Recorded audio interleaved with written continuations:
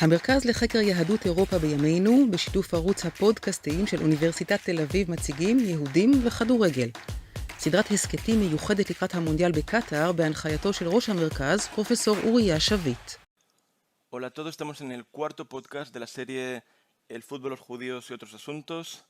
Nos acompañan hoy la doctora Alina Bernstein de la Universidad de Tel Aviv, Facultad de Administración, experta en deporte, comunicación, así como deporte y género, comunicación y género, y Osrat Eini, comentarista de fútbol y futbolista, y podemos definirte como la campeona de campeonas de Israel. Nadie ha ganado más títulos que tú, ¿verdad? Pues sí, al final fueron 10 copas, 9 ligas. Creo que en copas me ganan, Shirley Yohanan creo que tiene 15. En ligas puede ser, pero podríamos comprobarlo. ¿Y sigues como jugador en activo? En el Hapoel de Tel Aviv, para asegurarnos de que el número de ligas no cambie.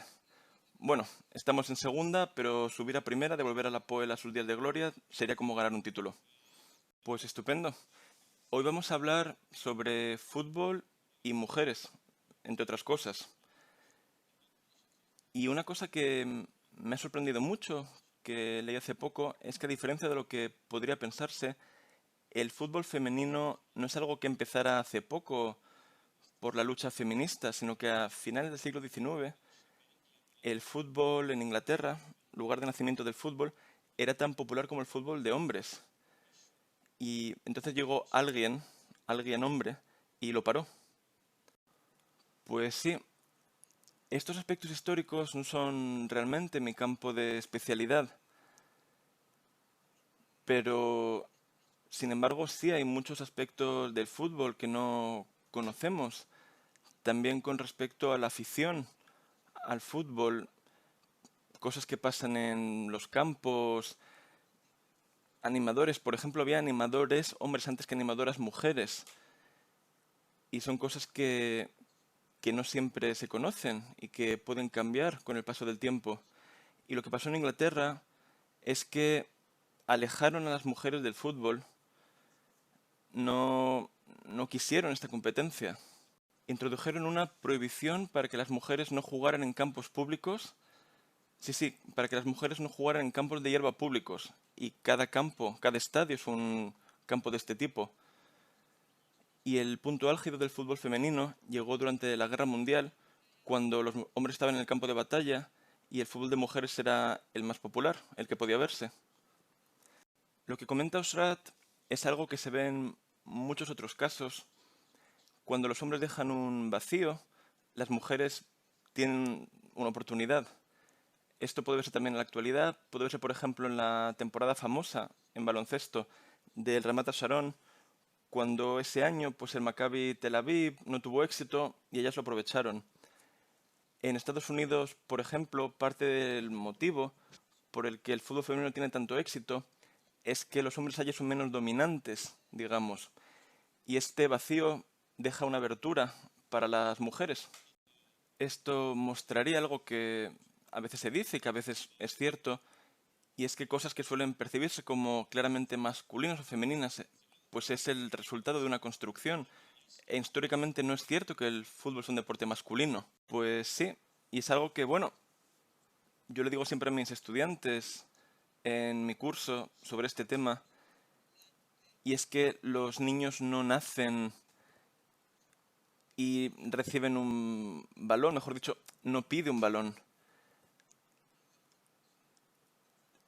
La idea a la que hago referencia es que no es algo innato, que los niños quieran un balón y las niñas no. Esto no es cierto. Una gran parte de esto es construcción realmente. Osrat, tú puedes dar fe de esto, ya que has jugado con chicos.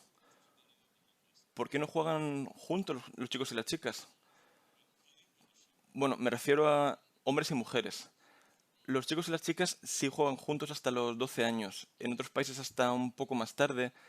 Por ejemplo, en Países Bajos han aprobado ahora que los chicos y las chicas jueguen juntos hasta después de la adolescencia. Pero es un caso extremo. ¿Y por qué no jugamos juntos? Porque somos distintos y al crecer las diferencias fisiológicas son demasiado grandes, insuperables. Y cuando doy charlas a niños, pues puedo ver, por ejemplo, a un profesor en la clase y decirles, seguramente yo sé mejor que él en técnica, en visión de juego, en comprensión del juego, etcétera, etcétera, en elementos no físicos, pero si juego con él, los dos solos o 11 como yo contra 11 como él, pues al final la velocidad y la fuerza suyas, que son superiores, serán decisivas.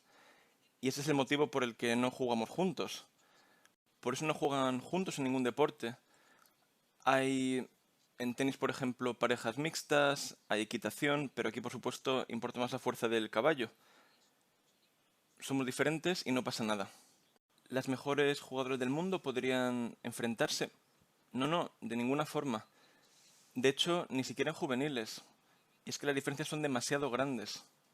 Me gustaría añadir a lo que ha comentado Osrat que se trata de lo que hacemos de un punto de vista social o cultural con estas diferencias. ¿Por qué algunas cosas son consideradas como más que capacidades determinadas que tengan diferentes personas? Esta diferencia pues no supone un problema. Somos diferentes y no pasa nada. La igualdad no trata de eso, de ser exactamente lo mismo. Bueno, permitirme provocar un poco. Yo voy a un concierto. A mí no me importa que sea pianista hombre o mujer, yo quiero música buena. Si voy a ver un partido de fútbol o de tenis, ¿qué más me da que sea hombre o mujer? Bueno, siempre que el fútbol sea bueno. Sí, pero de la forma de la que lo presentas, pues incluso la mejor jugadora no podría participar en una liga de hombres. Pues si quiero ver buen fútbol, pero siendo una jugadora estupenda, pues da igual que haya futbolistas hombres que sean más rápidos que ella. Ella juega solo con mujeres. Cuando salto al campo juego con personas como yo, más o menos. Y esto es lo que vemos al final como espectadores. Y mucha gente que ha visto fútbol femenino comenta que hay elementos más limpios que simplemente dar una patada al balón y correr. Y también elementos quizá relacionados con la personalidad. Hay menos entradas, menos agresividad. Así que fútbol vas a ver y fútbol bueno. O sea que mi ejemplo no ha sido bueno porque no es una melodía mejor, sino una melodía diferente. Exactamente. Es justo lo que comentaba antes, que de un punto de vista social, cultural, no lo vemos como dos cosas diferentes, que es lo que es, sino que lo clasificamos, decimos que uno es mejor que el otro porque los hombres son más rápidos o más fuertes, pero es algo diferente, no necesariamente menos bueno.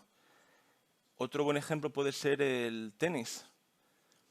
Y es que hubo un periodo en el que jugadores pues tenían un saque tan fuerte en la época, digamos, de Pete Sampras, pues que los partidos eran muy aburridos, porque era boom boom y terminaban.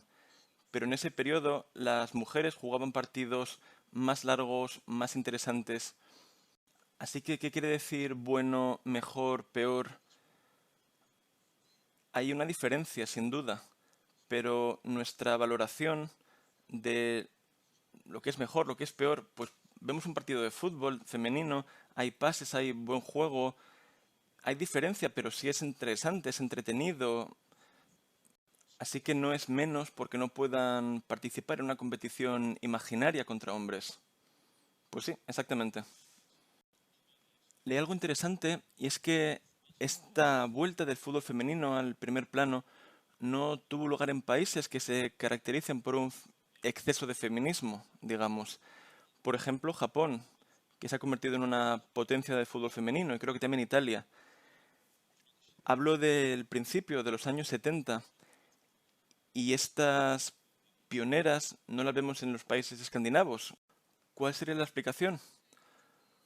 Pues creo que haría falta estudiar la sociedad, la historia de estos países, pero creo que desde el momento en el que deja de haber una amenaza para los hombres, pues se produce este avance del deporte femenino.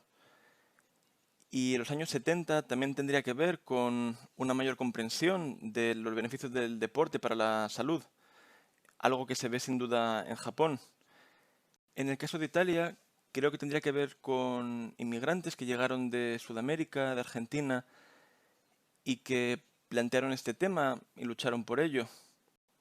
Otra pregunta interesante es hasta qué punto o de qué manera las diferentes formas de juego dicen algo sobre el país de los jugadores. Se dice que los holandeses juegan de forma determinada porque tienen una tradición, un legado de un país en el que hay poco territorio. ¿Y tú que has visto a jugadoras italianas, japonesas, has visto diferencias entre ellas? Pues sí, sin duda, sobre todo antes. Hoy todo es más global, parece más hecho con el mismo molde, pero en los años 90, principios de los 2000, pues había grandes diferencias entre cómo jugaban, por ejemplo, las chinas, de forma muy didáctica, ordenada, casi matemática, a diferencia de las brasileñas, por ejemplo, con un juego mucho más bonito, alegre, con elementos tácticos, personales. También entre Estados Unidos, por ejemplo, que es un imperio en el fútbol femenino y ha ganado 4 mundiales. Por ejemplo, en comparación con las europeas, que tienen un juego, por decirlo así, menos efectivo y además menos bonito que el de las brasileñas, por ejemplo. Pero sí, creo que esto sigue viéndose en el fútbol femenino. Creo que es un fútbol con raíces todavía, aunque todo se haya vuelto más global. Me gustaría añadir algo del punto de vista de la comunicación, y es que se han hecho diferentes estudios, sobre todo sobre el fútbol masculino, acerca de la manera en la que los comentaristas hacen referencia a jugadores de diferentes países y a sus supuestas características nacionales. Si hablan de Brasil, pues hablan de un fútbol con samba, digamos, diferentes estereotipos. Y en el fútbol actual ya no es posible hacer esto. Así que en determinado momento se llegaron a decir cosas como que los alemanes juegan un juego italiano, frases de este estilo. Pero puede decirse que el fútbol femenino, el deporte en general, puede reflejar de alguna forma la cultura de la que proviene. Creo que sigue habiendo algo cierto en esto. Es interesante que estos clichés tengan algo de cierto. Está el cliché de que el fútbol es un deporte que dura 90 minutos en el que Alemania siempre gana. Pero si no me equivoco, Alemania es la selección que ha perdido más finales. Y me acuerdo hace unos años había creo que un partido amistoso entre Israel y Alemania y en el descanso Israel iba por delante. Y me acuerdo del comentarista y explicó que este 1-0 representaba la nueva Alemania, que no es asertiva, que no es agresiva, y el partido acabó con un 1-7.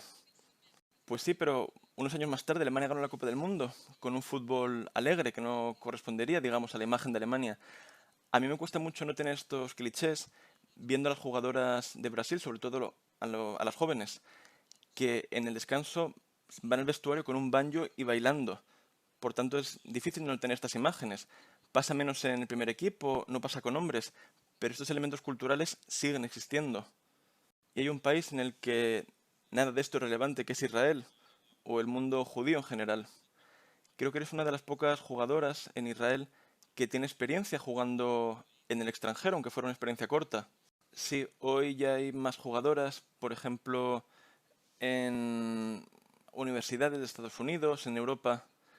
Hace unos años éramos muy pocas. Yo he jugado en el Anderlecht, en Bélgica, poco tiempo, de hecho muy poco tiempo, porque hubo problemas administrativos con permiso de trabajo, visado, etcétera. Pero sí pude experimentar el fútbol europeo. ¿Y las diferencias? Pues culturalmente hay diferencias enormes. Cuando yo jugaba en Bélgica había una liga en común con Países Bajos, gestionada por la UEFA, se llamaba la Benelux, y jugamos equipos de Países Bajos y de Bélgica los viernes por la noche.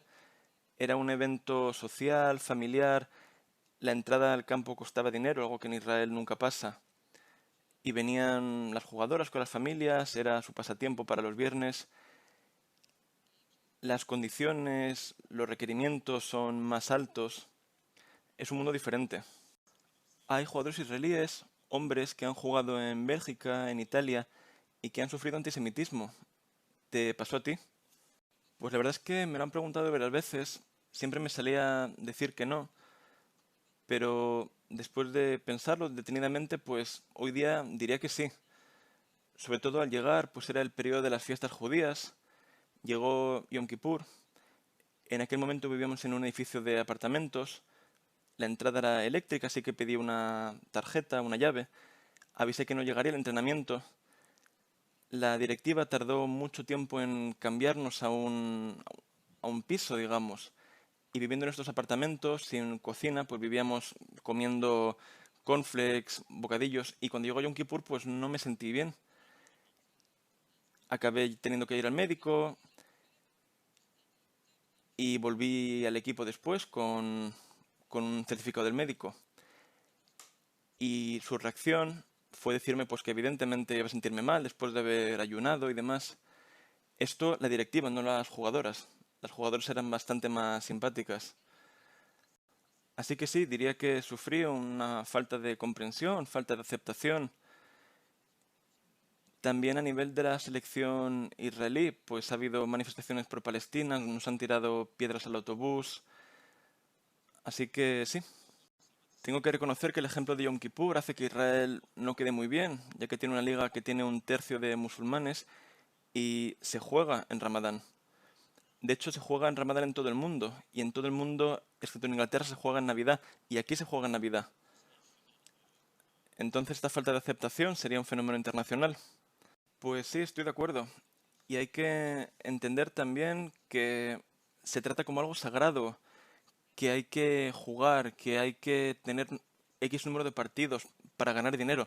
Yo también gano dinero con esto, como comentarista de fútbol, pero parece que hace falta más y más partidos y nos olvidamos que son jugadores y jugadoras que es su salud, es su carrera, que tienen familias, que tienen vida privada.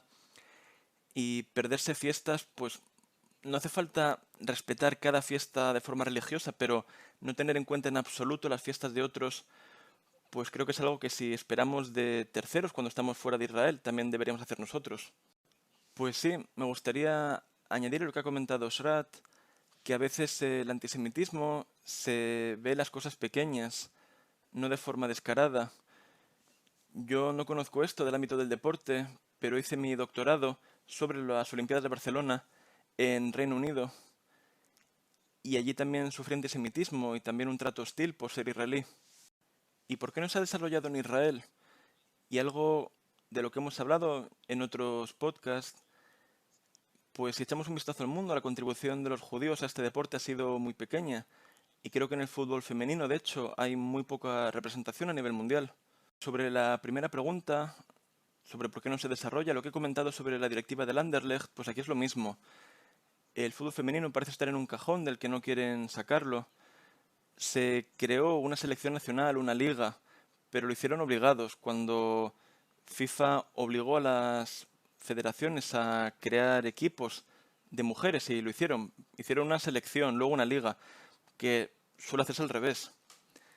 Y parece que están ahí solo porque les obligaron y que no tienen ningún interés en desarrollarlo. Parece que este es el motivo. Y no hay presencia de judíos, pues siempre hacíamos bromas sobre ello, en que las otras comían cerdo y que por eso a lo mejor pues crecen más, son más fuertes, más rápidas. Pero llegó la Maccabiá, jugamos contra judías de otras partes del mundo y vemos que es una teoría que no tiene ninguna base. Así que no, no era el cerdo. No, y hemos mencionado países en los que el fútbol femenino sí tiene éxito, sí tiene público, hay un mundial de fútbol femenino y son cosas que no pasan por casualidad. Hay que tomar decisiones, hay que invertir, hay que dedicarle recursos, hay que cuidarlo. No puede ocurrir de la nada. Yo, por ejemplo, como investigadora, me dedico sobre todo al ámbito de la comunicación, pero eso tiene que ocurrir primero en la realidad. Por supuesto, los medios de comunicación tienen un papel importante en mostrar lo que hay para que una chica que juega al fútbol sepa que tiene perspectivas, que tiene un futuro. Pero los medios de comunicación no pueden hacerlo todo. Y es que hay una especie de círculo vicioso. No van a llegar patrocinadores si no se enseña. Un patrocinador no va a dar dinero si un partido no sale en la televisión, si no tiene público. Así que estaría este círculo. Y comentaría una anécdota totalmente personal, pero en el centro deportivo, cerca de donde vivimos, en el norte de Tel Aviv, pues cuando mis hijos eran pequeños y fui a apuntarlos a deporte, vi que para mi hijo había un sinfín de posibilidades, baloncesto, fútbol, este grupo, esta edad, y para niñas una sola línea, baloncesto de chicas. Perdona, de 6 años a 18, ¿qué es esto? Si esto es así desde un principio, sí, suele ser con baloncesto, un deporte, digamos, que se ve como menos competitivo. Y sí, a ello lo ofrecían prácticamente como si lo pusieran por tener algo. Bueno, queda muy poco para el Mundial de Fútbol masculino y creo que el Mundial de Canadá fue en 2015 y fue un punto de inflexión porque por primera vez la final en Estados Unidos, que es el mercado más grande, fue vista por el doble de espectadores que la final de la NBA de hombres en aquel año. Por tanto, el siguiente mundial es en 2023. Sí, el año que viene en Australia y Nueva Zelanda, antes de ayer fue el sorteo, salieron partidos muy interesantes, pero sobre todo se habló del sorteo aquí en Israel, algo que no habría pasado en 2015. Y fue un mundial estupendo y creo que el motivo por el que hubo tantos espectadores en Estados Unidos es que en Canadá, por supuesto, su equipo tuvo un resultado, ganó la competición, pero también las horas les venían bien. Bueno, pero las horas de la NBA también les vendrían bien. Lo que yo digo es que si el dinero es lo importante, pues hay un sector en el que hay dinero. Y la camiseta más vendida de Nike en 2019 fue la de la selección femenina de Estados Unidos, que volvieron a ganar el Mundial de 2019 en Francia, también con cifras de espectadores muy altas. Y también se vio esto en la última Eurocopa en Inglaterra. Y también quería mencionar que antes del Mundial de 2015 hubo una demanda de jugadoras de todas las selecciones contra la FIFA porque el Mundial se jugó entero menos la final sobre césped artificial, algo que sería inimaginable en fútbol masculino de cualquier tipo. Por supuesto, no en un Mundial, en un partido de este nivel. Y este año Países Bajos ha sacado una ley que prohíbe que cualquier partido de adultos, hombres o mujeres, se juegue sobre césped artificial. Entrenar donde se quiera, pero jugar no. Causa muchas lesiones, 4 veces más en mujeres que en hombres, que tienen una estructura, una anatomía más fuerte. Hay diferencias. Así que sí, causa más lesiones. Es imposible tirarse, porque provoca quemaduras. En verano, además, la sustancia debajo de la hierba pues es una especie de goma sintética y aumenta mucho la temperatura del terreno, con quemaduras en los pies. En resumen, hubo una demanda y cuando los jugadores vieron que no se solucionaría antes del Mundial, lo retrasaron un poco, pero al final el Mundial siguiente no se jugó. Así que vemos que todo va unido a una cierta lucha. El Mundial tuvo tanto éxito gracias al Mundial del 99, que también lo ganó Estados Unidos por penaltis contra China, y allí se rompieron todos los récords de espectadores. Esto llevó la afición, digamos, a Estados Unidos, aunque estaban las Olimpiadas, aunque los hombres también participaron en el Mundial de Fútbol. Pues fue algo increíble, famosos querían ir al campo. Es algo que nunca se había visto en deporte femenino, ni siquiera en la NBA femenina, que se consideraba el deporte más popular. Vimos a Bill Clinton yendo a partidos. Fue realmente un evento, como solo saben hacerlos en Estados Unidos. La final se jugó en Rose Bowl, en Pasadena, con más de 90.000 espectadores, un récord que se mantiene en la actualidad. Y es algo que también llegó después de una lucha de muchos años. El año pasado la selección femenina de Estados Unidos consiguió el pago igualitario en relación con el equipo de hombres, no solo en relación con el sueldo que reciben de la federación, algo que debería ser el estándar, sino que la federación compensará el salario recibido de la FIFA. Algo casi increíble, pero es que la selección femenina de Estados Unidos gana más que la de los hombres, así que es una ecuación sencilla. Bueno, en Israel al menos hay igualdad. Los hombres no van al mundial y las mujeres tampoco. Bueno, que los hombres vayan al mundial y las mujeres también, y que esta sea la igualdad. Quizás sea posible abordar todo esto de una forma diferente, y no lo digo solo por provocar. Hemos hablado en otras conversaciones de esta serie de podcast sobre el hecho de que el fútbol se ha convertido en un negocio muy corrupto y que quizá una persona ética no deba participar, sobre todo en este Mundial de Qatar, ni siquiera sentimentalmente. Y al mismo tiempo vemos al fútbol femenino, equipos femeninos que quieren participar, que quieren un trozo del pastel y quizá debieran tener una perspectiva diferente, quizá debieran intentar llevar el fútbol a lo que era antes y no luchar por derechos de retransmisión e intentar combatir las consecuencias negativas de ello. Pues creo que es una pregunta muy correcta e importante, pero no es muy realista. Es que para que el fútbol femenino avance, las jugadoras tienen que ser profesionales, es decir, que trabajen con el fútbol, que puedan ganarse la vida con el fútbol. Además, las carreras en el deporte son cortas. Por eso, si vemos los importes que ganan los jugadores de fútbol, pues hay que dividirlos entre los años que juegan realmente. Y para poder ganarnos la vida con esto, para poder dedicarnos solo a esto, pues yo, por ejemplo, desde que me levanto hasta que me acuesto, hago todo para ser mejor en fútbol. Lo que duermo, lo que como. Pero esto nos llevaría a uno de los mayores problemas en el asunto del género, y es que las mujeres, para poder tener éxito en un mundo de hombres, tienen que adoptar características de hombres. Bueno, pero yo no creo que sean características masculinas. Estamos hablando del dinero, bueno, de la parte mala del dinero, de la corrupción. Hablaba en general del deterioro del fútbol. Pues sí, no, estoy totalmente de acuerdo, sobre todo lo que respecta al Mundial de Qatar. Bueno, y una pregunta que he hecho a los entrevistados hasta ahora, y es una pregunta doble, empezaré contigo, Alina.